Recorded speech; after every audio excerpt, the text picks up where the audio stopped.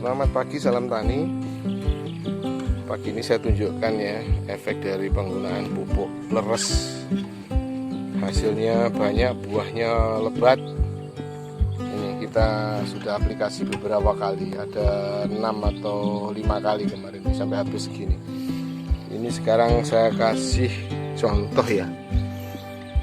Kita hitung satu pohon itu isinya berapa, kita tandai dari sini. Kita hitung satu pohon isi berapa buah.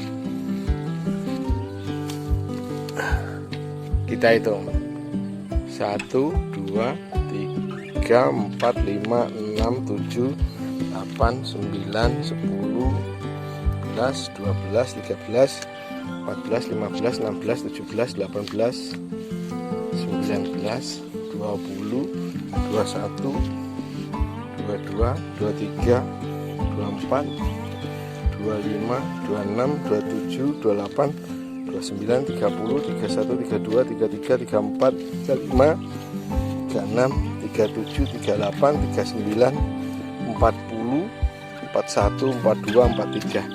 Ini satu pohon isinya 43 buah. Itu efek dari pupuk leres. Kita petani harus cerdas supaya apa? Hasil maksimal dengan biaya yang sedikit. Terima kasih, salam tani.